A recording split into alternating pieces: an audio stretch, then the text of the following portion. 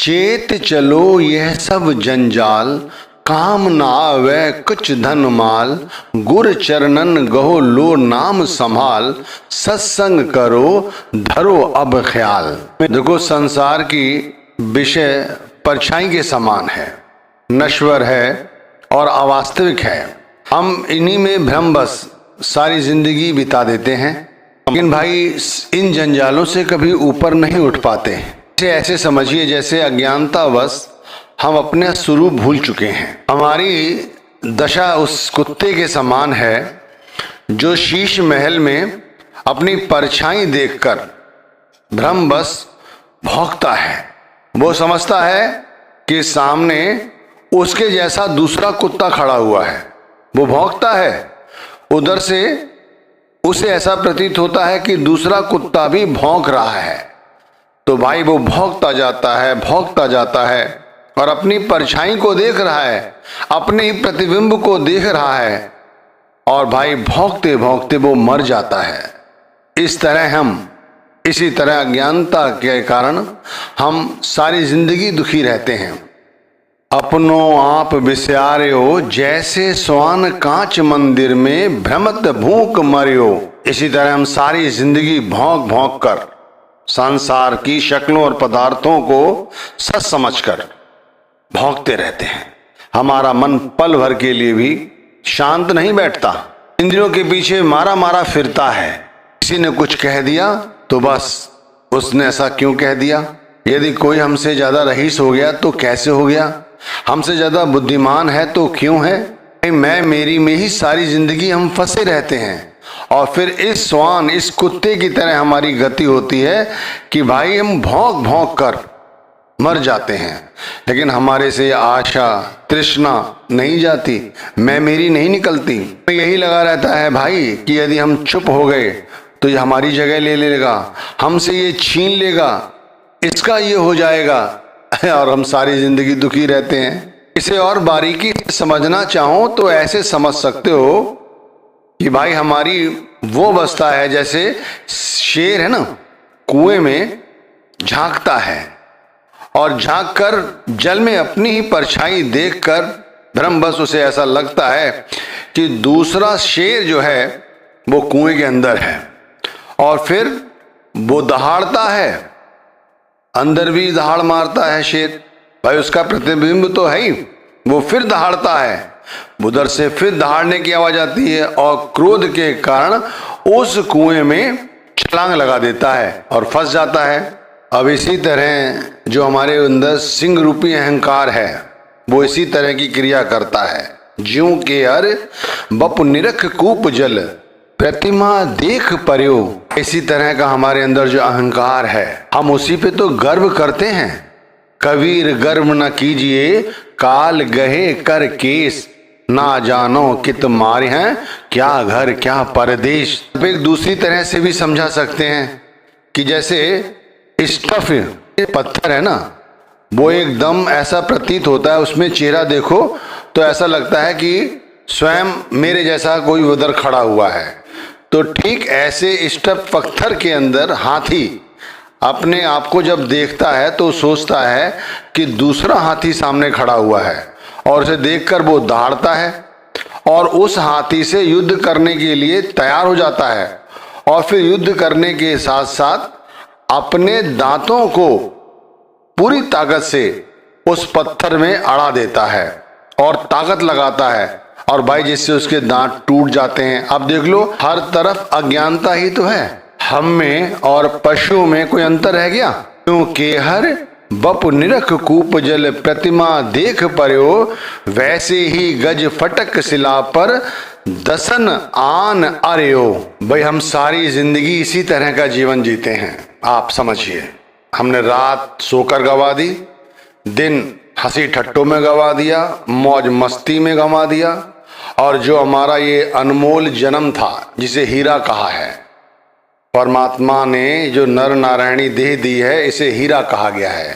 कहते हैं परमात्मा की सबसे बड़ी कृपा है, इसे हमने कौड़ी के दाम बेच दिया या कौड़ी में बदल दिया, मिट्टी कर दिया। रात गवाई सोए कर, दिवस गवायो खाए, हीरा जन्म अमोल था, कौड़ी बदले जाए। अभी भी चेतो नहीं तो कब चेतोगे? भाई जब हमारे हाथ कुछ नहीं बचेगा तब। थोड़े से स्वाद के चक्कर में, थोड़े से लालच के चक्कर में, मैं मेरी के चक्कर में अपने आप को नहीं पहचानते हम। देखो हम एक आत्मा है, आत्मा।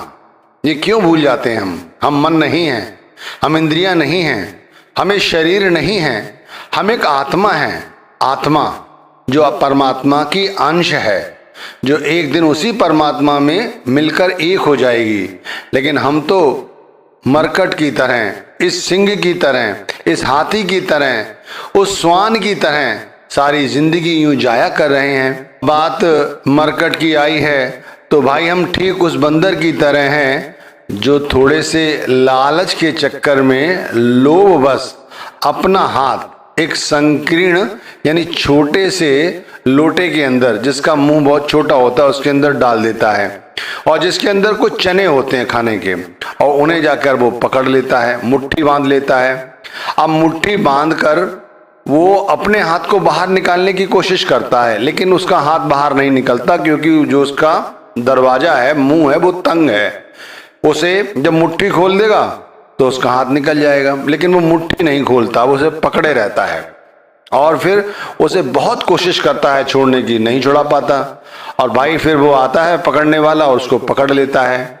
तो कहने का तात्पर्य, हमने भी इसी तरह इस संसार में आए, यहाँ पर जो कुछ भी दिखाई दे रहा है उसे भोगो, लेकिन इस तरह भोगो कि परमात्मा की वस्तु है, हमारी नहीं। माता पिता, भाई बहन, कारोबार, नौकरी, ये शरीर जो कुछ मिला ये सब परमात्मा का है। इस पर अपना अधिकार जमाने की कोशिश मत करो। अधिकार जमाओगे तो उस सिंह की तरह हो जाओगे, उस हाथी की तरह हो जाओगे। लोभ करोगे तो इस बंदर की तरह हो जाओगे। ज्यादा इनमें पचोगे तो उस कुत्ते की तरह भौंक भौंक कर मरोगे। जैसे लोग परेशान हैं, समझाने में तो कोई कोर कसर नहीं छोड़ी जा रही है ना। अब देखो पक्षी की बात कर लेते हैं तो तोता है ना, तोते को पकड़ने के लिए क्या करते हैं कि एक नली है ना, उस पर डाल देते हैं किसी लोहे की चीज में और नली के साथ तोता बैठ जाता है। जब तोता नली पर बैठा होता है तो वो अपने पैरों से नली को पकड़ लेता है और जैसे ही वो पकड़ता है नली घूम जाती है। अब वो तोता पलट जाता है। अगर वो नली छोड़ दे तो वो तोता बड़ी आसानी से उड़ सकता है, लेकिन वो उसे लगता है कि मैं यदि इसे छोड़ूंगा तो गिर जाऊंगा और वो पकड़ा जाता है। आप समझ रहे हैं, शिकारी आकर उसे पकड़ लेता है। तो इसी तरह हमारे साथ होता है। हम भी इन घर गृहस्थी के जो लोभ है हमारे अंदर, या जो कामना है, ये जो वासना है, ये नहीं छूटती। हम मर रहे होते हैं, हमें तरह तरह के रोग लगे हुए होते हैं, हमारे बच्चे हमारी कदर नहीं कर रहे होते हैं। बहुत से तो अब ऐसा हो रहा है कि भाई लिहाज भी नहीं किया जा रहा है, हाथ भी उठाए जा रहे हैं। उसके बाद भी हमारा इनसे मोह खत्म नहीं हो रहा है, प्रेम खत्म नहीं हो रहा है। मरकट मुट्ठी स्वाद न बहुरे, घर घर नटत फिरो, कहे कबीर नली के सुनवा, तो ही कौन पकड़ो। अब आप समझ लो, ऐसे ये पकड़ा जाता है।